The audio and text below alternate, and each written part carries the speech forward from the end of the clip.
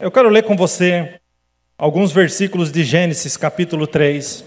Nós vamos ler juntos. Diz assim a palavra de Deus: Ora, a serpente era o mais astuto de todos os animais selvagens que o Senhor Deus tinha feito.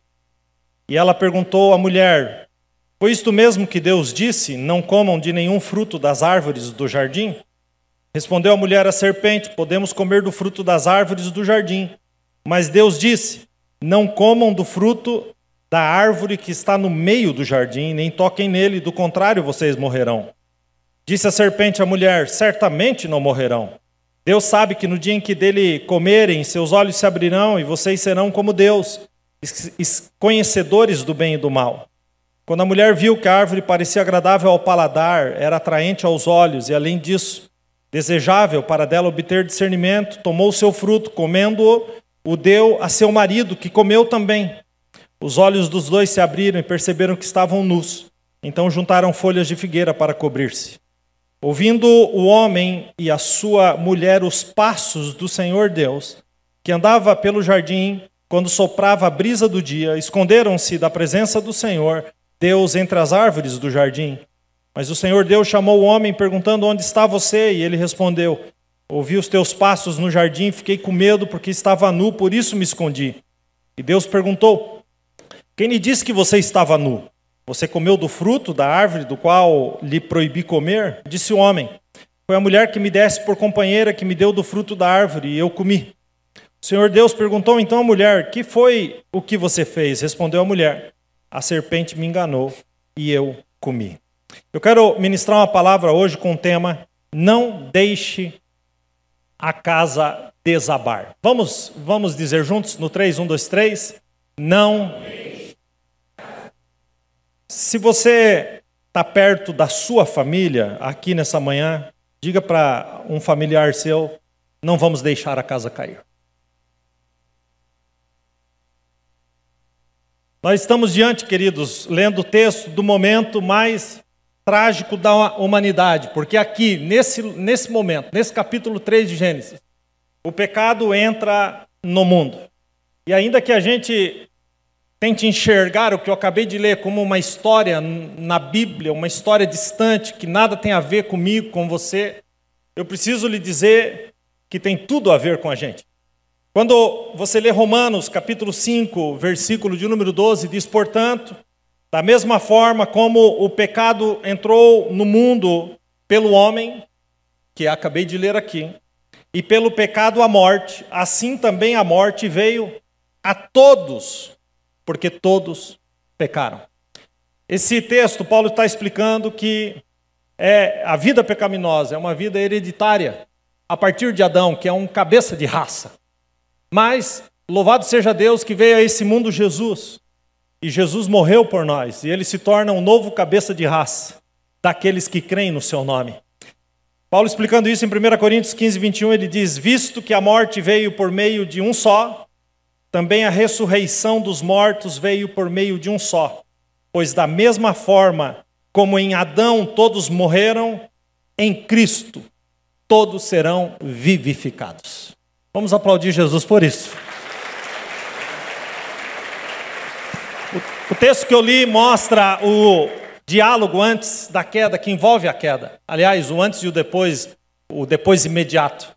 E eu quero, ainda que isso aponte para a queda ali do homem e da mulher, eu quero apontar para aqui, usar como Adão e Eva como um exemplo de uma família, de um casal, de um casamento. Eu quero olhar para esse casal, como disse aqui, como uma família. Sabe por quê? Porque tudo, absolutamente tudo, começa na nossa casa. Tudo começa no meio da nossa casa. Tudo mesmo. O sucesso, a alegria, os relacionamentos. A igreja começa na nossa casa. E eu não estou falando isso porque eu acho isso, mas estou falando isso porque a Bíblia me mostra isso.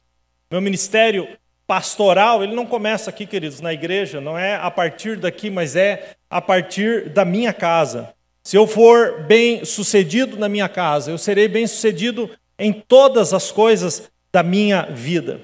Antes de ser um pastor, eu preciso ser um bom marido, eu preciso ser um bom pai, eu preciso ser é aquele que está na minha casa e que traz realmente algo da parte de Deus, né? É importante a gente começar fazendo essa pergunta: como anda a sua casa?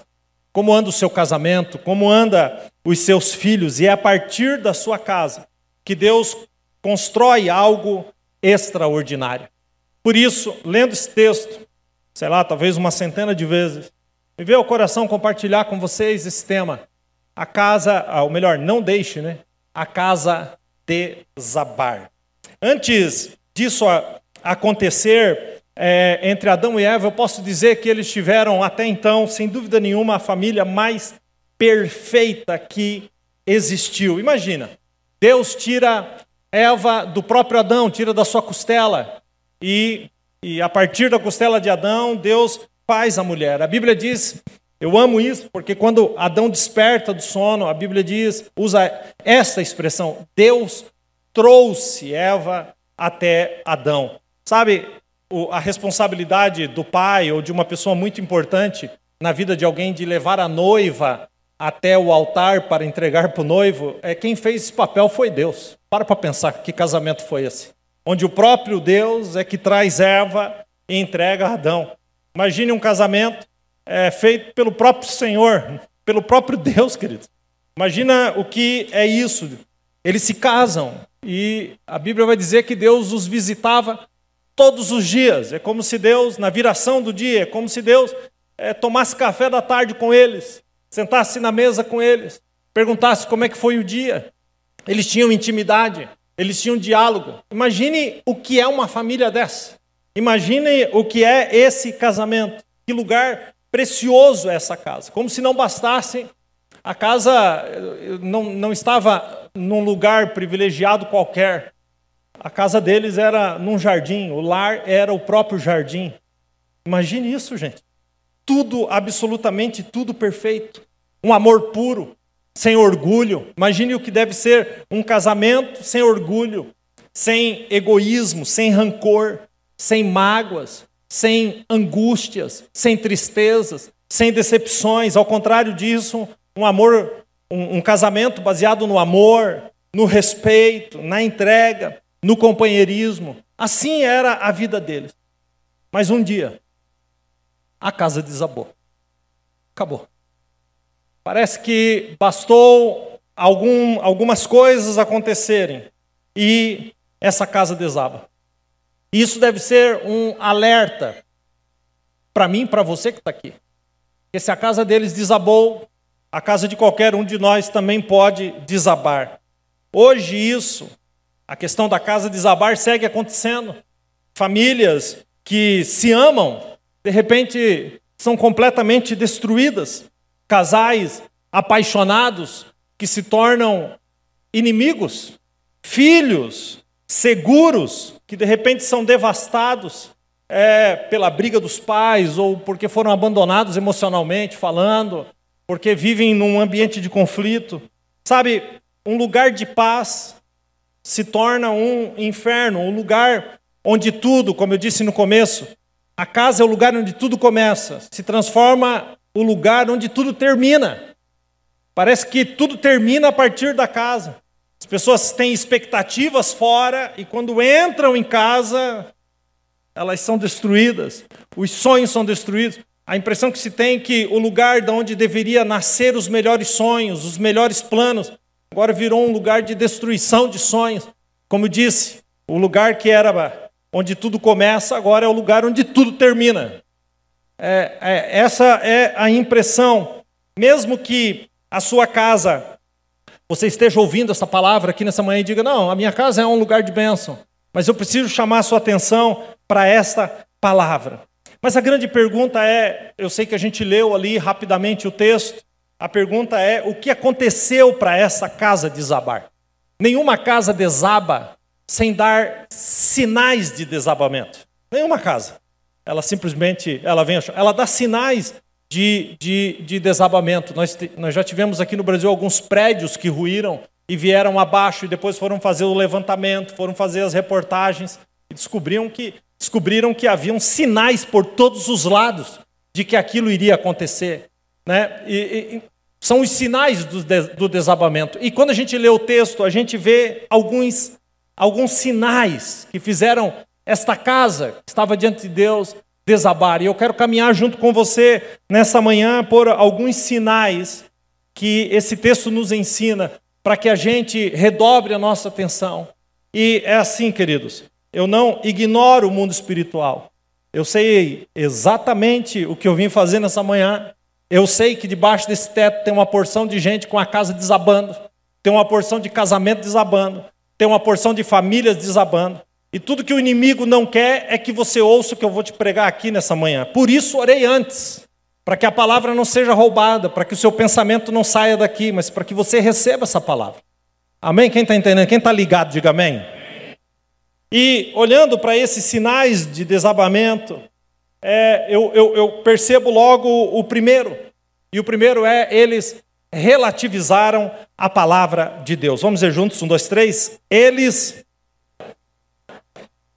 Alguém pode dizer que tudo começou no pecado, mas o pecado foi consequência da relativização da palavra de Deus.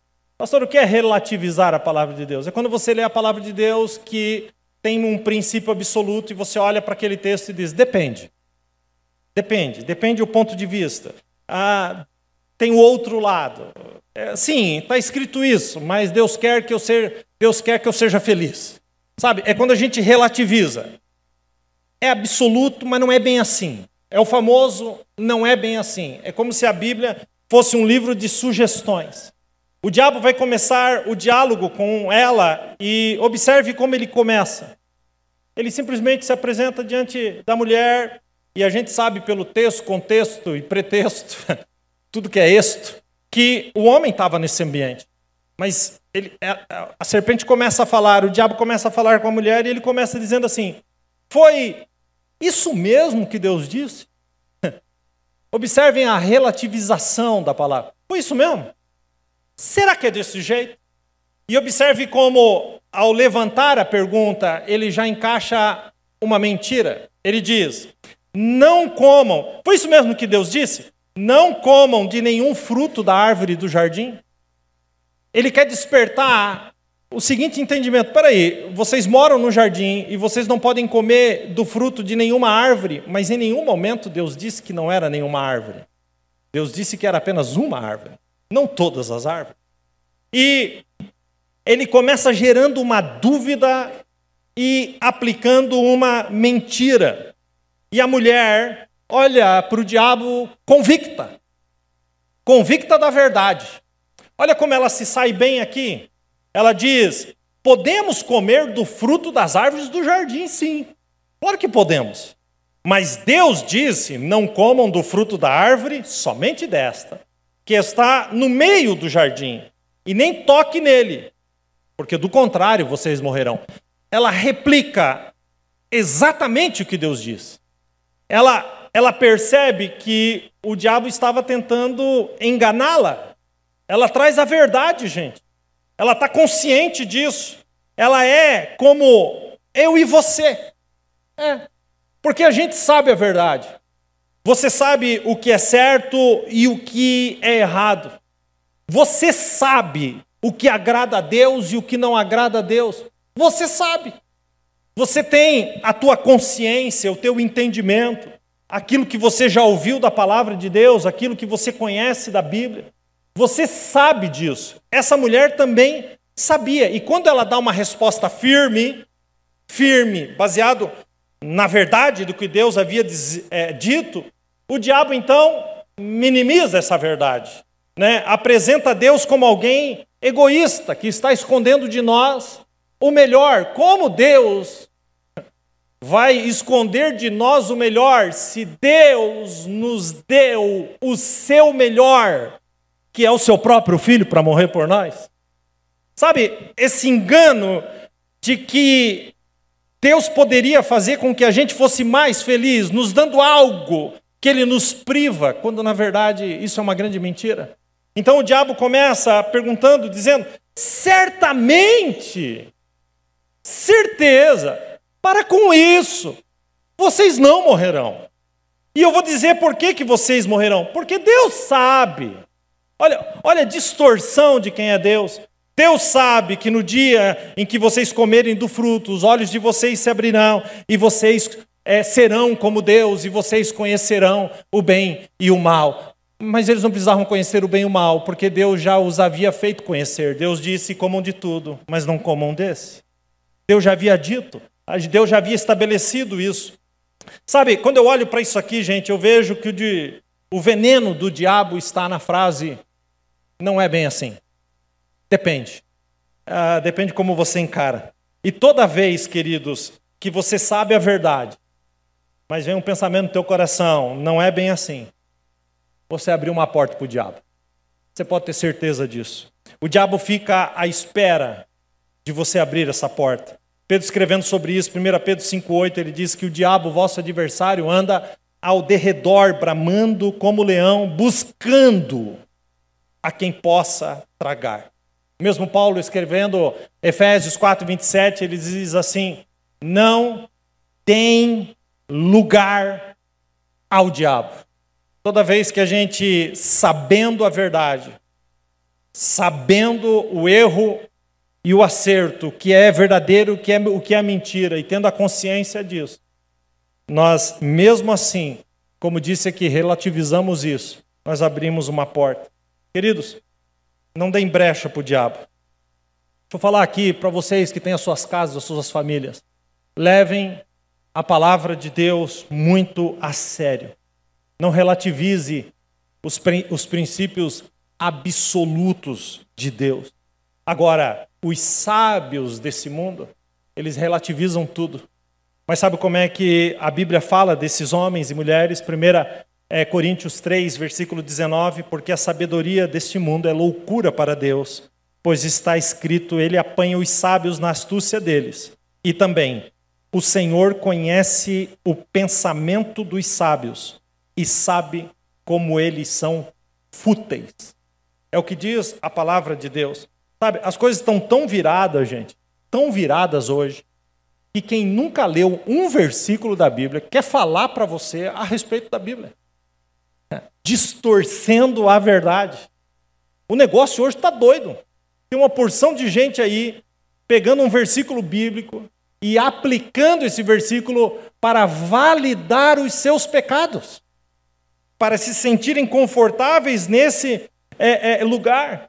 A palavra relativizada é quando o desejo do homem, da mulher, fala mais alto do que os princípios bíblicos. Essa palavra relativizada é quando o seu prazer está em primeiro lugar. Gente, a tentação nasce da nossa cobiça, do nosso próprio desejo, é dali que nasce a tentação. E tem gente que diz assim, eu fui tentado e eu caí, sabe, Deus permitiu, como se Deus tivesse criado a tentação para que você caísse nela. Pare com isso, isso é o engano do diabo. Deixa eu ler Tiago aqui para você, capítulo 1, versículo 13. Quando alguém for tentado, jamais deverá dizer, estou sendo tentado por Deus, pois Deus não pode ser tentado pelo mal e ninguém tenta. Cada um, porém, é tentado, escute isso, pela própria cobiça, pelo próprio desejo. E aí ele vai fazer aqui um parâmetro entre a tentação, o pecado e a morte, usando o exemplo de uma mulher grávida, que engravida, tem a gestação e depois nasce o bebê. Olha como Tiago usa isso. Cada um, porém, é tentado pela própria cobiça, sendo pela cobiça do próprio coração arrastado e seduzido. Escute agora. Então a cobiça, Tiago capítulo 1, versículo 15. Então a cobiça, tendo engravidado, dá luz ao pecado. E o pecado, após ter sido consumado, gera morte. A tentação, queridos, até o processo de pecado e morte é um processo gestacional, onde no fim o caminho é de morte. Como Salomão escreveu em Provérbios, há caminhos que para os homens parecem caminhos de vida, mas o final deles são caminhos de morte. Sabe, esta palavra é muito sério. O diabo, ele veio aqui disfarçado de serpente. E ele continua fazendo a mesma coisa para destruir as famílias. Ele se disfarça de amigos que te afastam de Deus. Ele se disfarça daquele amigo, daquela amiga que está lá no seu trabalho, na sua cabeça, falando coisas para arrancar você do caminho, para destruir a sua família, né? Às vezes, quando a gente vai pesquisar quem é que está dando conselho para a família aí, são pessoas que já passaram por 5, por 6 casamentos e acham que estão na posição de ajudar o outro. Sabe, ele continua disfarçado do famoso não é bem assim. O diabo continua disfarçado. Deus quer a minha alegria, o que vale é o meu prazer. O diabo continua disfarçado nessas coisas. Gálatas 5:24, Paulo escrevendo, ele diz assim: os que pertencem a Cristo, escute, não dão vazão à carne. Olha o que Paulo vai escrever: os que pertencem a Cristo Jesus crucificaram as suas carnes, a sua carne, os seus desejos e as suas paixões. Aí ele termina dizendo: porque se vivemos pelo Espírito de Deus, devemos também andar pelo Espírito de Deus. Não devemos, queridos, relativizar a palavra de Deus. Vou continuar fazendo essa pergunta: como está a sua casa?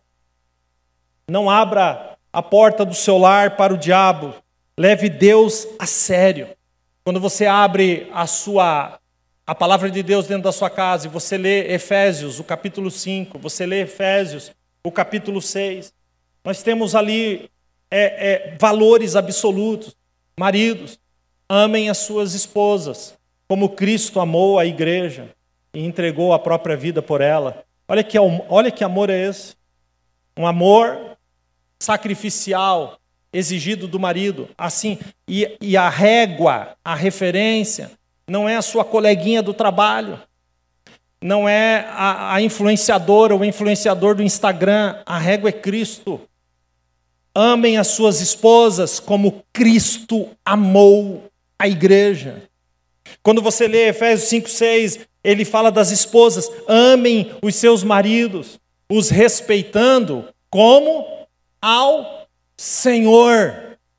Como ao Senhor. Observe a régua. Quando ele vai falar para os pais, Efésios 6, ele diz: pais, não provoquem a ira dos vossos filhos. Você quer ver uma coisa que provoca a ira dos filhos? É você mandar os filhos fazer uma coisa que você não faz.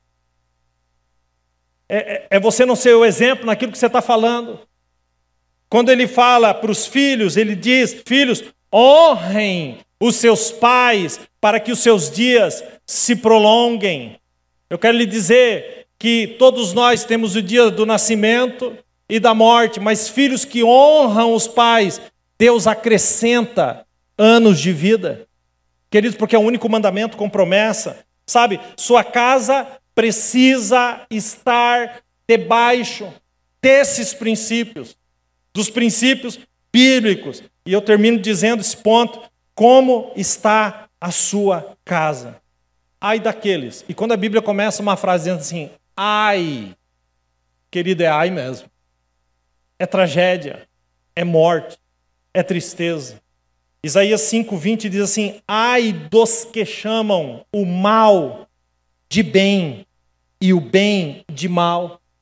Ai dos que fazem das trevas luz e da luz trevas. Ai daqueles que fazem do amargo doce e do doce amargo. Ai dos que são sábios aos seus próprios olhos e inteligentes com a sua própria opinião. Meu irmão, aqui não tem a minha opinião, aqui é a opinião de Deus, aqui é a palavra de Deus, aqui é os valores da Bíblia, é os valores bíblicos. Ele está dizendo, e alguém pode me perguntar: pastor, como que eu faço então para minha casa ser uma bênção? Existem 3 nãos e uma afirmação, e o resultado disso. Vamos a ele, Salmo 1, versículo 1. Como são felizes aqueles que não seguem o conselho do ímpio. Quem é que te aconselha? É o Instagram que te aconselha?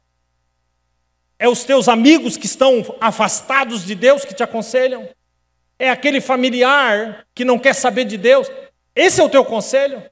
Bom, ele está dizendo, é mais do que feliz aquele que não segue o conselho dos ímpios. Segunda coisa, olha aqui, não imita a conduta dos pecadores. Hoje, nós vivemos uma geração que imita aquilo que vê. Em tudo, nós imitamos aquilo que vemos. E ele diz, não imita a conduta dos pecadores. Mas Paulo se coloca numa posição, em 1 Coríntios 11, ele disse, sejam meus imitadores, porque eu sou um imitador de Cristo. Isso fala de referência. Quem é a tua referência? E o terceiro não se assenta na roda de zombadores. Hoje nós vivemos uma geração que zomba de Deus. 3 nãos. 1 sim, escute. Ao contrário, a sua satisfação está na lei do Senhor, e na sua lei medita de dia e de noite. Pastor, qual é o resultado disso? Vou ler para você. Esses serão como a árvore plantada à beira de águas correntes, darão fruto no tempo certo, as suas folhas não murcharão. Escute isso agora, para 2025. E tudo, diga comigo tudo o que fizer prosperará. Olha que lindo isso. Inclusive a sua casa, o seu casamento, seus relacionamentos. Tudo prosperará. Quem está entendendo isso, diga amém. Spurgeon, escrevendo uma frase, ele diz, uma das maiores tragédias da humanidade é que muitas pessoas ouvem a palavra de Deus apenas para ajustá-la aos seus pecados. O Dietrich escreveu, a desobediência começa quando tornamos a palavra de Deus em mera sugestão. O John Stott escreveu, toda imoralidade começa com uma falha em tratar a palavra de Deus como algo não suficiente. Isso é muito sério. A casa desaba porque eles relativizaram a palavra de Deus. Eles decidiram dizer, não é bem assim, é verdade, não é bem assim. Para que ser desse jeito? A Bíblia diz, Deus disse, mas, poxa, eu tenho que levar em consideração também as minhas vontades. Foi aí que a casa caiu. Eles comeram do fruto e o pecado entrou. Escute agora, imediatamente, eles poderiam buscar um arrependimento, uma reconciliação em Deus. Mas, ponto 2, eles investiram para manter a aparência. Observe aqui o texto quando ela olha para a árvore. Observe as palavras. Quando a mulher viu que a árvore, ela tinha a verdade absoluta aqui, o diabo entrou e disse, não é bem assim, ela relativizou, olhou de novo. Quando viu a mulher a árvore e viu que parecia, olha as frases, parecia agradável ao paladar. Isso é chamado na Bíblia de cobiça da carne. E que era atraente aos olhos. Isso é chamado na Bíblia de cobiça dos olhos. E que era desejável para dela se obter conhecimento. Isso é chamado na Bíblia de soberba da vida. Tomou o fruto, comeu e deu a seu marido, e comeram ambos. 1 João 2,16 vai trazer exatamente essa sequência. Pois tudo o que há no mundo, a cobiça da carne, a cobiça dos olhos e a soberba da vida, não provém do Pai, mas do mundo. E o mundo e a sua cobiça passam, mas aquele que faz a vontade de Deus permanece para sempre. Olha que coisa. O resultado disso aqui é que agora a queda bateu, o pecado entrou e os dois vão investir em aparência. Os olhos dos dois se abriram e perceberam que estavam nus. Então juntaram folhas de figueira para cobrir-se. Se você arrancar uma folha da árvore, do pé, qualquer tipo, se você desconectá-la, a partir daquele momento, ela já entra num processo para se decompor, para secar, para esfarelar e para se decompor. Quando o pecado entra, eles pegam folhas de figueira para fazer algo para se cobrirem. Eu posso dizer uma coisa para vocês: tudo que conseguimos produzir na aparência é algo absolutamente sem vida. Vai secar e vai passar. E nós nos tornamos, queridos, especialistas em produzir a aparência. Tem uma porção de gente, o casamento é uma aparência. O relacionamento com os filhos é uma aparência. Se resume a uma foto, se resume a algo desse jeito. A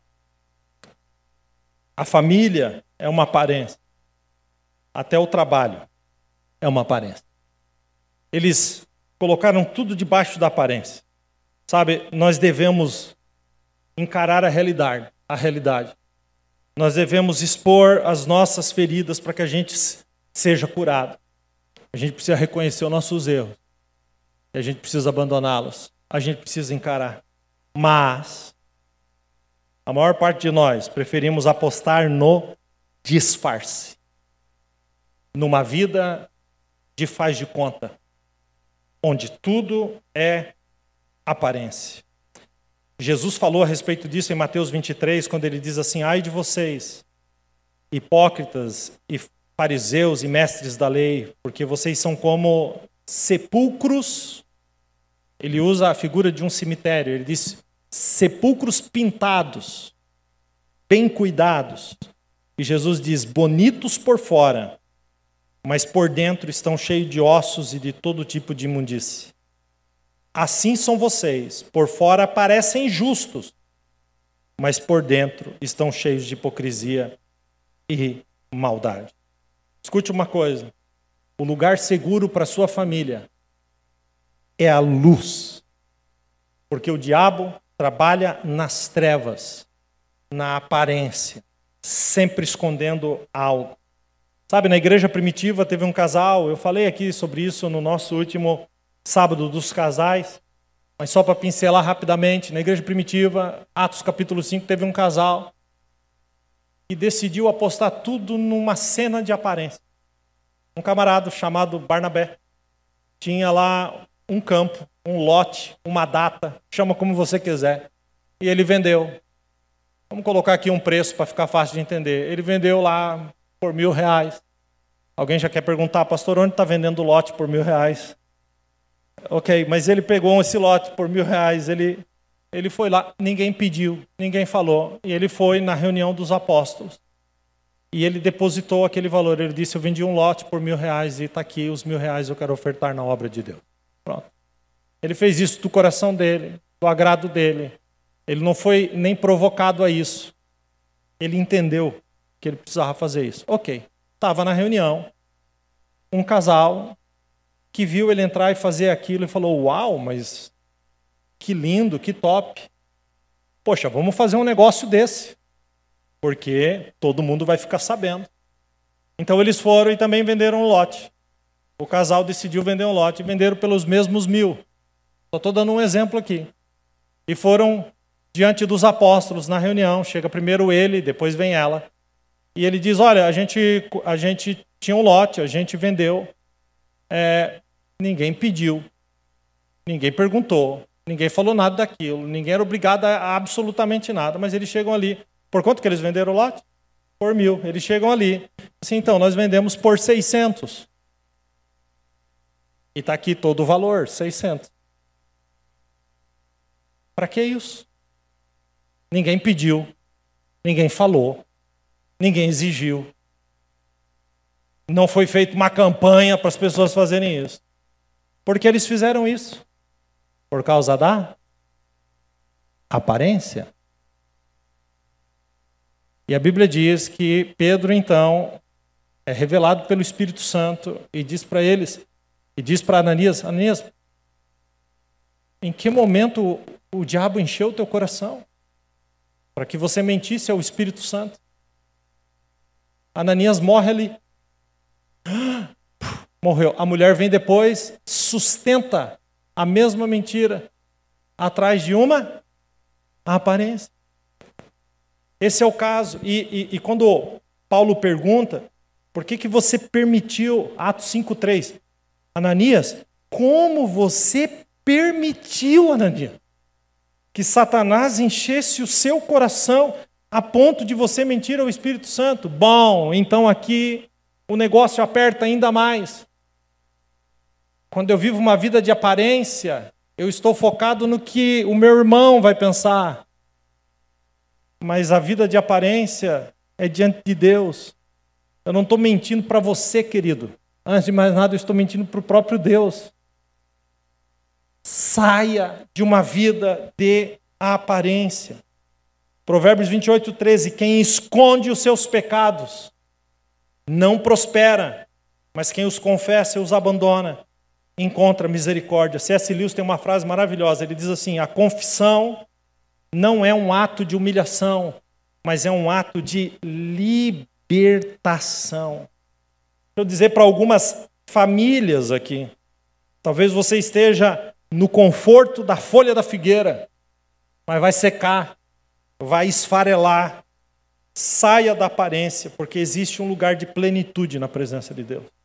Escute a diferença de uma folha seca, para isso que eu vou ler aqui para você. 1 Pedro 1:23. Porque vocês foram regenerados, não de uma semente perecível. Olha a diferença da vida. Mas imperecível, por meio da palavra de Deus, que é viva, não é algo morto, não é aparência. Ela é viva e permanente. Escute isso em nome de Jesus.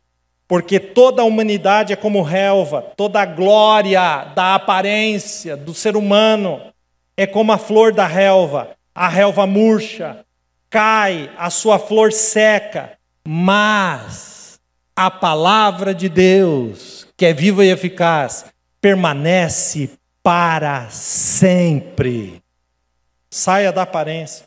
A casa está desabando, mas o 3, eles fugiram da confrontação do erro. Vamos ver juntos? Eles...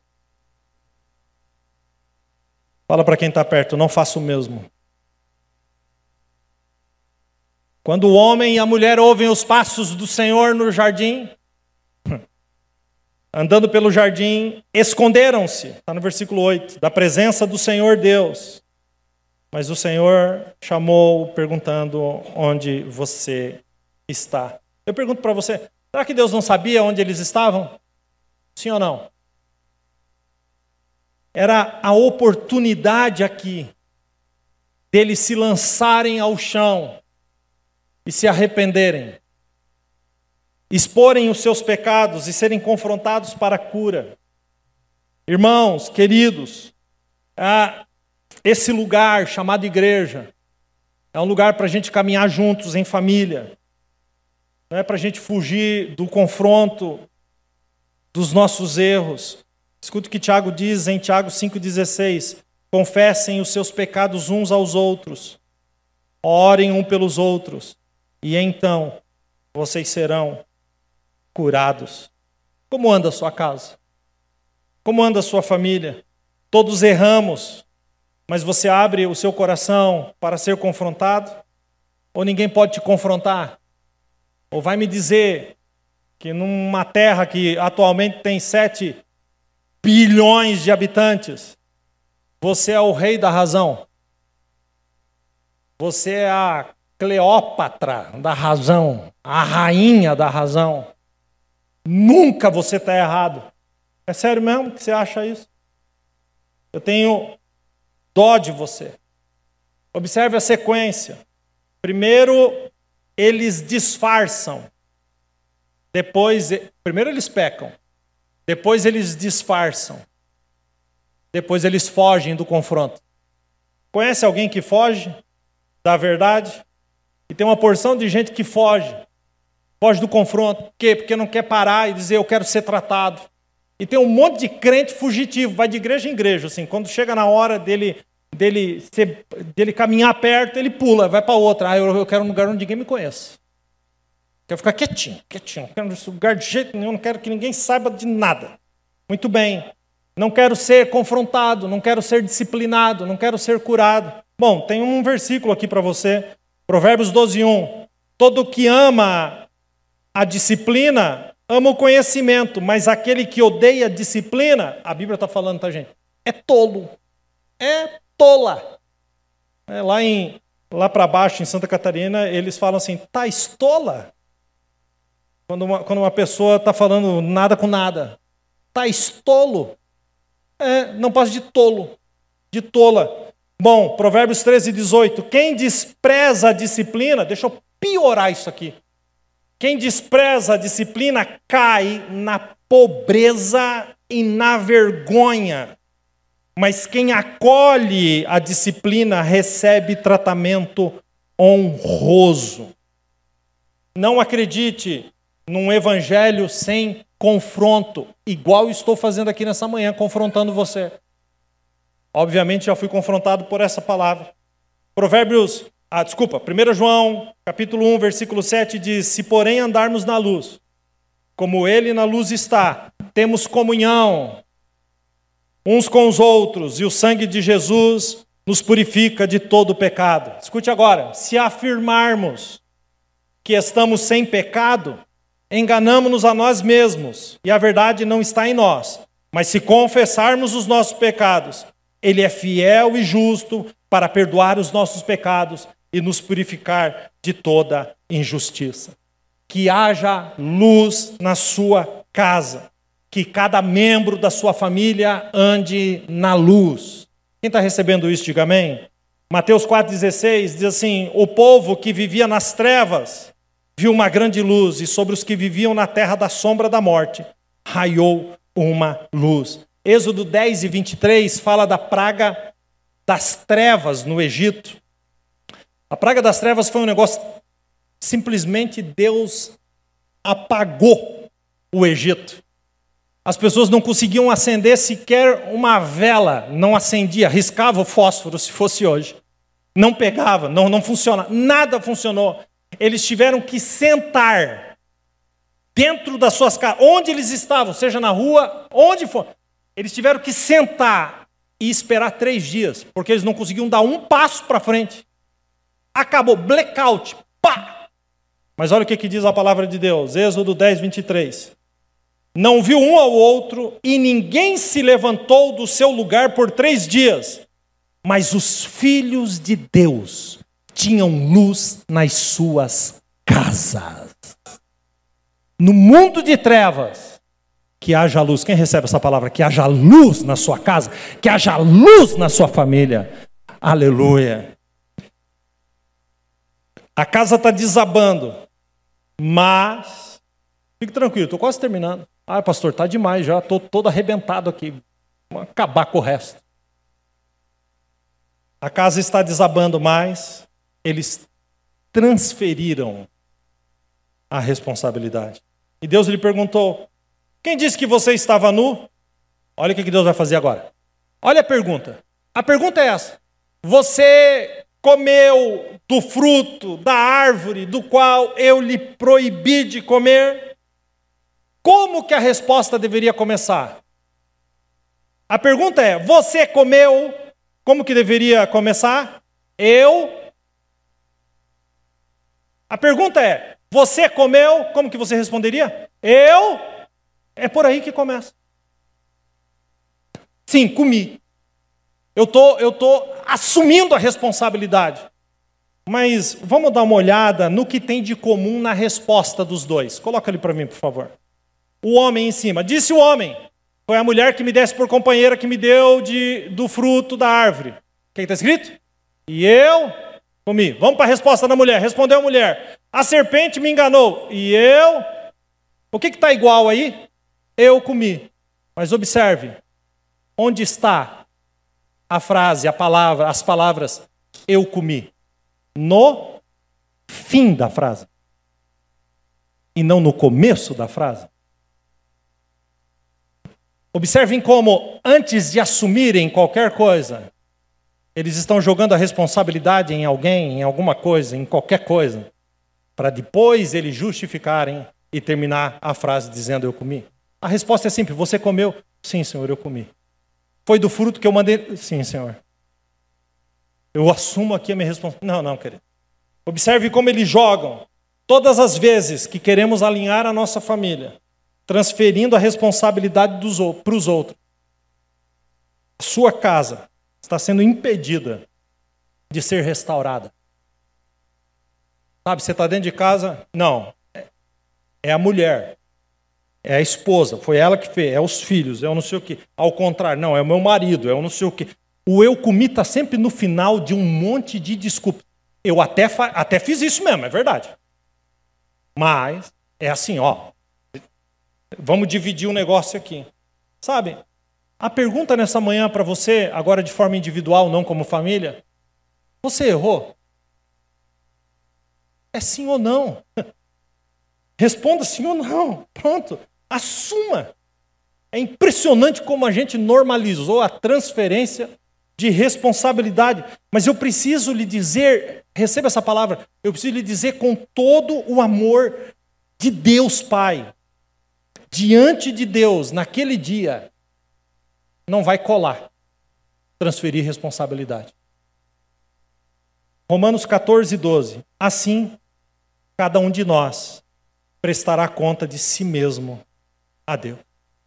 Mateus, Jesus falando, Mateus 12, 36. Mas eu digo que no dia do juízo, homens e mulheres haverão de dar conta diante de toda palavra inútil que tiverem falado. Quanta palavra inútil você solta dentro da sua casa? Você solta para o seu marido, você solta para a sua esposa, você solta para os seus filhos. Pois bem, você dará conta de todas as palavras inúteis. Gálatas 6, 7. Não se deixem enganar, porque de Deus não se zomba. O que você semear, isso você também colherá. Eu amo uma frase do Tozer, ele diz assim: o orgulho encontra desculpas, o quebrantamento encontra perdão. Nada mais triste uma família, nada mais triste em uma família, onde as pessoas têm mais desculpas para dar do que perdão a pedir. Nada mais triste. A casa está desabando.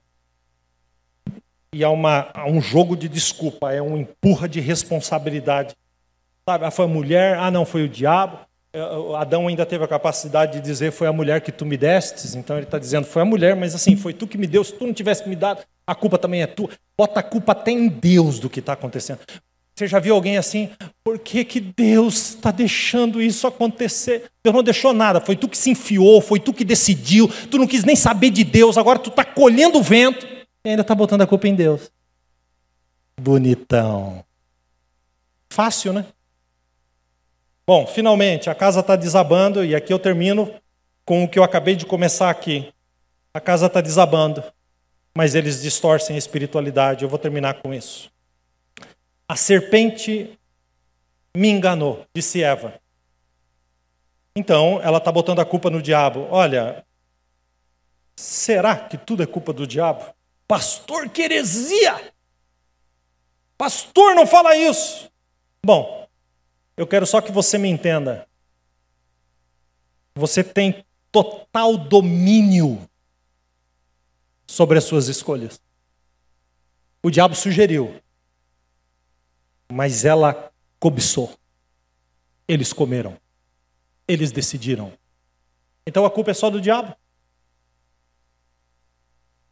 Olhando por esse ponto de vista, eu quero lhe dizer uma coisa.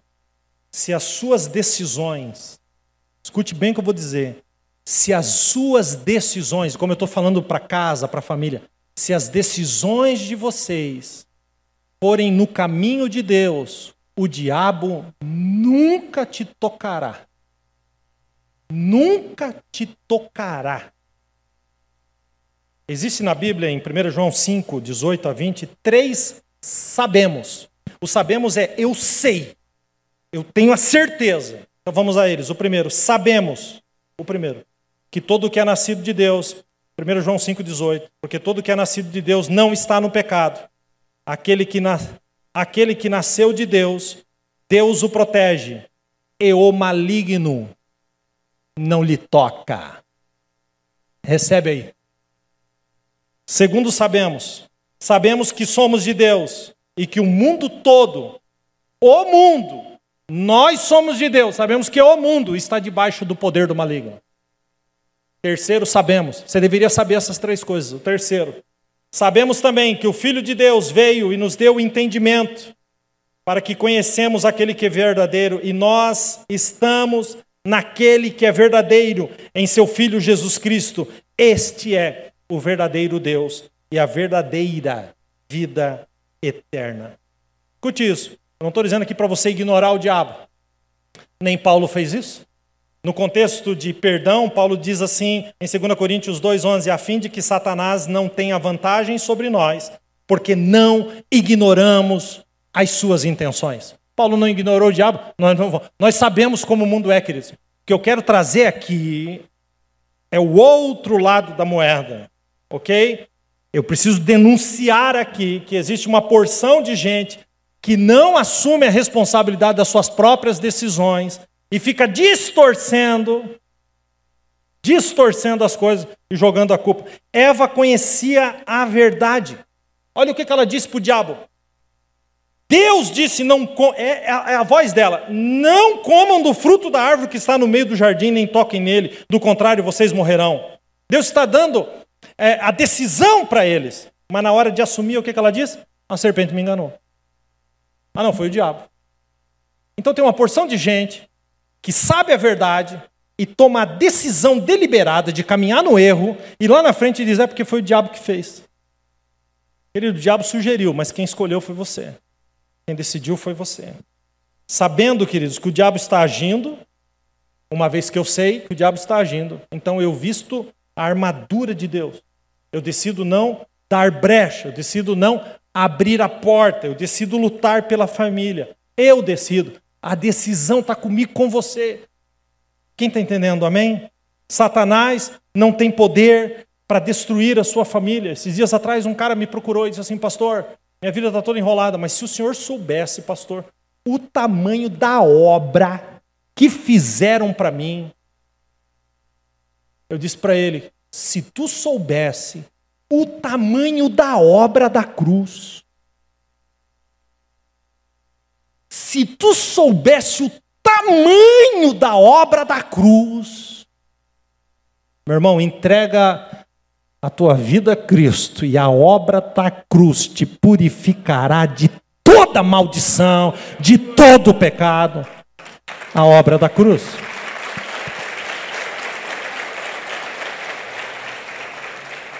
Pastor, no mundo espiritual, onde a minha família está? Posso te responder? Pelo amor de Deus, toma posse dessa palavra. Vou responder onde a sua família está. Efésios 2:3.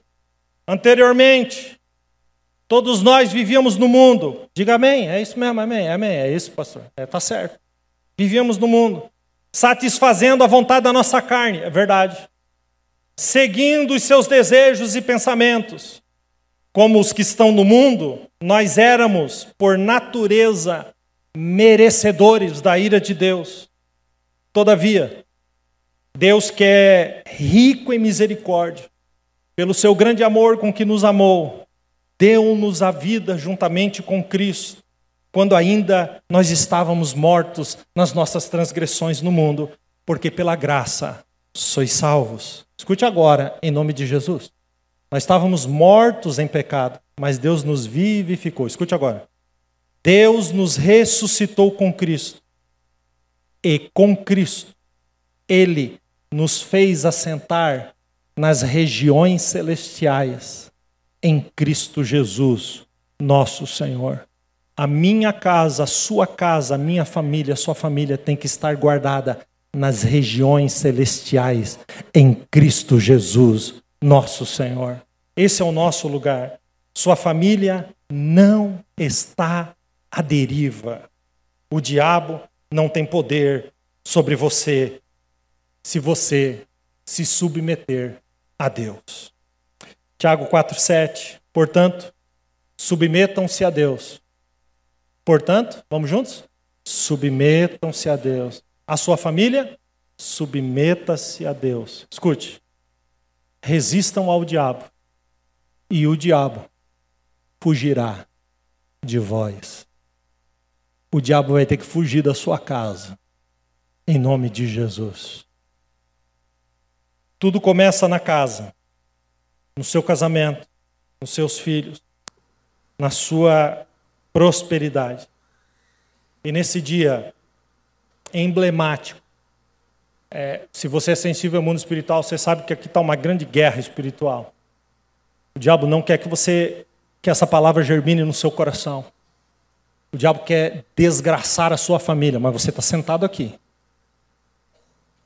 Nós estamos na guerra. Como está a sua casa? Está desabando? Sabe que existem momentos na vida que você tem que parar e fazer uma análise. E eu quero terminar com um versículo que não tem nada a ver com o que lemos, mas quero terminar com esse versículo, Naum 2,8. Nínive. Você viu que eu coloquei ali entre parênteses minha família. Eu quero usar a cidade de Nínive como minha família.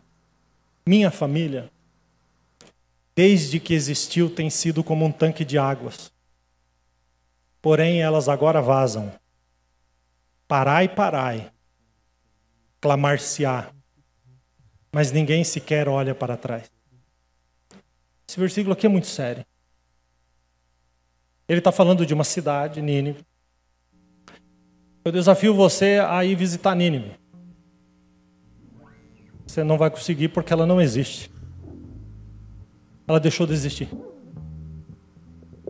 120 anos antes desse versículo, Deus mandou Jonas para Nínive. Deus amava aquela cidade se arrependeu. Mas à medida que foi caminhando, essa cidade se afastou de Deus. Essa cidade foi destruída e nunca mais foi levantada. Nínive está só nos livros de história e na Bíblia. Mas observe como Deus fala dessa cidade. Nínive, desde que existiu, tem sido como um tanque de águas. O tanque de águas, queridos, há algumas traduções que falam de um açude. É um lugar de armazenamento. De armazenar a água. Para matar a sede. A água fala do Espírito Santo, a água fala de vida. A água fala de frutificação. Ela é um tanque de água.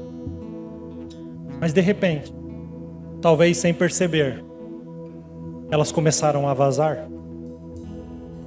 Se você colocar um balde que tem um pequeno vazamentinho, cheio até a boca, e deixar ele lá de um dia para o outro, no outro dia, o que aconteceu com o nível da água? Baixou um pouquinho. E no outro, mais um pouquinho. E no outro, mais um pouquinho. Você olha e diz, está vazando? Por que você diz que está vazando? Porque você lembra de ontem. Ontem estava mais cheio. Mas agora está vazando. E aí Deus, que é misericordioso, manda os seus profetas. E os profetas dizem, parai, parai. É o que eu estou fazendo aqui nessa manhã. Eu estou dizendo, para. Parai, parai. Mas o que eles fizeram? Clamar-se-á. O profeta clama, para. Mas o que eles fizeram? Nenhum sequer olha para trás. Ninguém sequer olha para trás. Quando eu coloco isso no ambiente da família, a sua família é um tanque de água. Sua família mata a sede dos de dentro e deveria matar a sede até dos de fora. A sua família tem que ser um ambiente cheio do Espírito Santo, cheio de vida, de frutificação. Mas se você fizer uma análise fria, talvez você chegue a essa conclusão. Está vazando. Dia após dia é menos amor, é menos respeito, é menos perdão, é menos cuidado, é menos cumplicidade. Vai secando, secando, secando, até que acaba tudo. Não tem mais nada. Mas Deus manda os seus profetas para dizer: parai, clamar-se-á. Nós estamos aqui todo domingo clamando, dizendo: faz uma avaliação, conserta o que está vazando, tira o vazamento, porque a palavra de Deus diz: nos últimos dias derramarei do meu espírito sobre toda a carne. Olha a promessa da família: vossos filhos e vossas filhas profetizarão. Que ambiente é esse? Cheio da presença de Deus. Como é que está a sua casa? Como é que está a sua família? Porque a casa desabou, eu vou deixar ali para você relembrar, o Danilo vai pôr para nós. Desabou porque eles relativizaram a palavra de Deus. Desabou porque eles investiram para manter a aparência, eles fugiram da confrontação dos erros, eles transferiram a responsabilidade, eles distorceram a espiritualidade. Eu termino dizendo: não deixe a sua casa desabar. Não deixe. Não deixe. Tem uma frase de um autor desconhecido que diz: o maior fracasso é ter sucesso nas coisas que te afastam de Deus. Não adianta ter sucesso em qualquer outra coisa, querido, se você não tiver sucesso dentro da tua própria casa. Essa palavra é uma palavra do profeta.